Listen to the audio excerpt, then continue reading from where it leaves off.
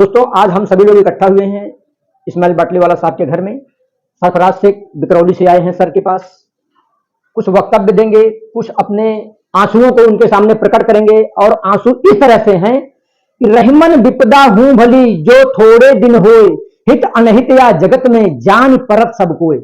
आज समाज में कुछ ऐसे सिस्टम चल रहे हैं जिस बात को लेकर के ये थोड़ा दुखी हैं, लेकिन उस अपने भरहास को निकालने के लिए इनके पास कुछ सवाल हैं। उस सवाल को सर इस्माइल बाटलीवाला साहब के सामने प्रस्तुत करेंगे। सर, आप अपना परिचय दीजिए और अपने सवालों को सर के सामने प्रस्तुत करिए।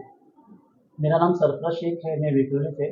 मैं जनाब इस्माइल बाटलीवाला साहब के घर मुलाकात करने के लिए आया हूँ और मेरा सवाल ये है कि आज मुस्लिम समाज में जितनी भी हमारी लीडरशिप है वो क्या सही से अपनी लीडरशिप से लोगों के साथ में कर रहे हैं, या फिर कुछ कई हमारे लीडरशिप मुस्लिम क़यादत में जो लीडरशिप है, जैसे भी जो चाहे कौन सी भी पार्टी से जुड़े हुए हो, वो अपनी लीडरशिप सही से करते हुए समाज में सही काम कर रहे हैं, कहीं ना कहीं कमी रह गई है, उसके लिए आप कुछ अर्ज कीजिए। जी, सरफराज शेख साहब, फिर फकीर जी और आपके चैनल का मैं धन्यवाद देता हूं। आप लोग मेरा बयान लेने आए हैं और देश दुनिया के सामने रखने के लिए आप लोग यहां तकलीफ देकर आए हैं। सरफराज साहब का सवाल है मुस्लिम लीडरशिप का, तो मैं थोड़ा सा आपको पीछे ले चलता हूं। सरफराज साहब, जब ये देश एक था, पाकिस्तान बांग्लादेश वगैरह यहां पर ही था, उस समय कुछ गलतियां हुई हैं आपकी, वो आपने मानना चाहिए। और गलतियां इंसान से हो जाती है और वही काबिल इंसान माना जाता है जो अपनी गलती को मान ले। और जब गलती समझ में आ जाए तो फिर उस गलत कदम से पीछे हट जाए। माना कि इस देश में कांग्रेस का दौर था, कांग्रेस की और तुम्हारे मिजाज नहीं मिलते थे, कांग्रेस से तुम्हारी नाराजगी थी, तो कांग्रेस जैसी पार्टी आपने बनाना चाहिए था, नेशनल लेवल की जमहूरी और सेकुलर पार्टी बनाना चाहिए था। कोई आपत्ति नहीं थी। मुस्लिम क़यादत में कांग्रेस जैसी पार्टी आप ले आते। गलती आपने वहां कर दी जब आपने मुस्लिम लीग बना दिया। जैसे आप मुस्लिम लीग बना दिया, आपने अपने आप को रिजर्व कर लिया, अपने आप को ये खाने में समेट लिया। आपने जब लफ्ज मुस्लिम इस्तेमाल कर दिया तो इसका मतलब ये हो गया इस पार्टी में दूसरे लोग जो इस देश के दूसरे नागरिक हैं, इस पार्टी में उनके लिए कोई गुंजाइश नहीं है।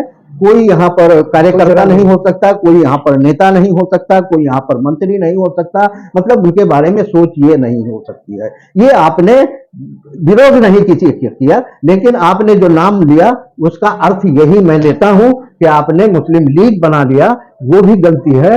और जो ऑल इंडिया इत्तेहादुल मुस्लिमीन बना लिया, ये भी आपकी गलती है।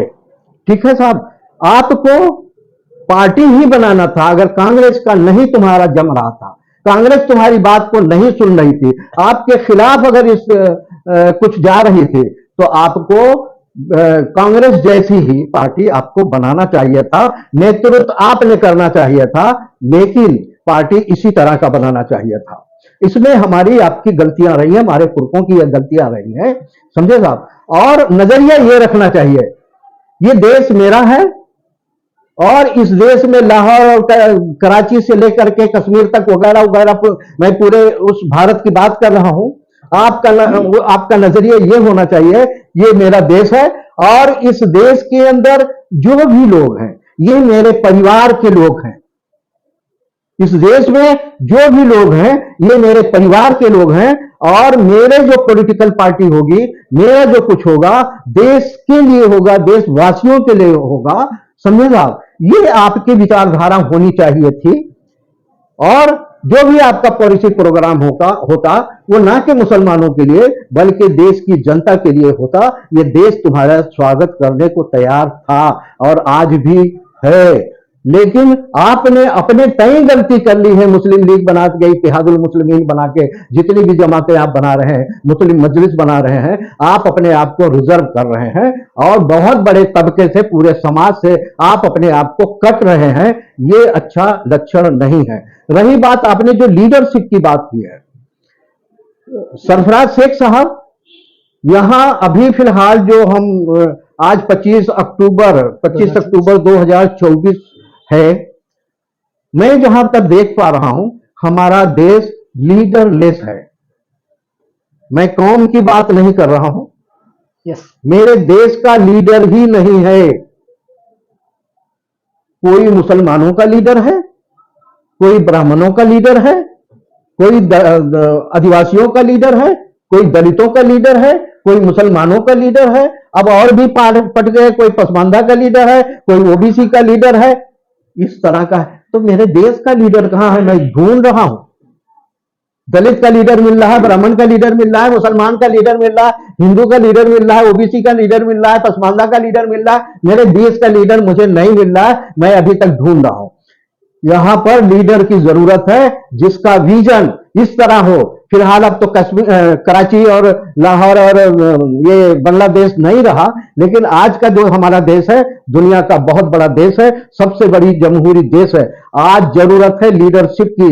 ये देश स्वागत करेगा अगर मुसलमान भी आता है, लेकिन उसकी विचारधारा यह है कि कश्मीर से कन्याकुमारी के बीच बसने वाला, पैदा होने वाला बच्चा मेरा परिवार है और इस परिवार के हित में मुझे सोचना है, इसका हित देखना है। ये देश पूरा स्वागत करेगा।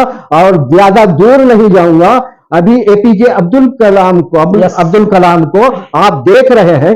यही वो देश है, यही वो जाति बिरादरी है, यही वो धर्म वाले हैं। इस देश को अपना नेता, इस देश ने अपना नेता देखा है और अपना नेता माना है। सरफराज साहब, आप 100 घर मुसलमानों का सर्वे कर लीजिए और 100 घर हिंदुओं के घर का सर्वे कर लीजिए। एपीजे अब्दुल कलाम का तस्वीर 25 घर मुसलमानों में मिलेगा, लेकिन 75 घर हिंदुओं के घर में मिलेगा वो तस्वीर। ये देश की सच्चाई है। अब समझना यह है कि आपको इस देश की विचारधारा को ध्यान में रखते हुए, यहां के जो महापुरुष गुजरे हैं उनकी विचारधारा को सोचते हुए, और इस देश के कश्मीर से कन्याकुमारी को अपना परिवार माना। मेरी भी 4 औलादे हैं, मेरी खुद की भी 4 औलादे हैं, सारे के सारे मुझसे मुत्तफिक नहीं है। एक आधा बच्चा उसमें से मेरे विचारों के खिलाफ है, मेरा उसका नहीं पड़ता है।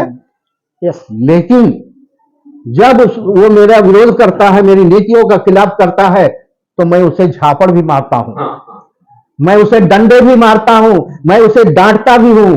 लेकिन जब खाना परोसा जाएगा, सबको दिया जाएगा, तो फिर खाना वही उसे भी मिलेगा जो शरीफ बेटे को मिल रहा है, वही मेरे बदमाश बेटे को मिलेगा। ये बाप का रोल है कि जब बेटा गलती करेगा तो उसे मारेगा, लेकिन जब दस्तरखान पर बैठाएगा तो फिर खाना वही माँ है, एक सा खाना परोसे। ये नजरिया मुसलमानों ने देश के सामने लेके आना चाहिए। कश्मीर से कन्याकुमारी तक ये सारा मेरा परिवार है। माना कि इस परिवार में से कुछ औलादें हमारी नाकारे हैं, उनको डंडे से मारा जाए, कोई हर्ज नहीं। क्यों मार रहे हैं हम अपनी औलाद को डंडे से? उसकी भलाई में वो भी समझ रहा है कि मेरा बाप मार रहा है, उसे समझ रहा है कि मेरी भलाई के लिए मेरा बाप मार रहा है। फसाद ही खत्म हो जाता है। उसकी भावना है, मैं किस लिए मेरे बेटे को क्यों मार रहा हूं, मेरी बेटी को आप क्यों मार रहे हैं, अपने बेटे को उसकी भलाई के लिए मार रहे हैं ना, कोई दुश्मनी तो नहीं है ना। जब भलाई के लिए आप इस देश के लोगों को डंडा मारोगे, बिल्कुल यहां इख्तलाफ नहीं होगा और लीडरशिप यहीं से उभर कर आ सकती है।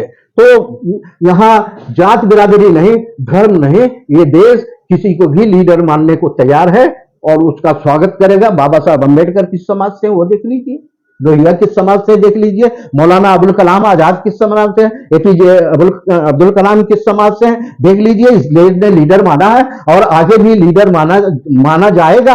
आप ले आइए अबुल कलाम आजाद लाइए, अपना कैरेक्टर पेश कीजिए, ये देश स्वागत करेगा।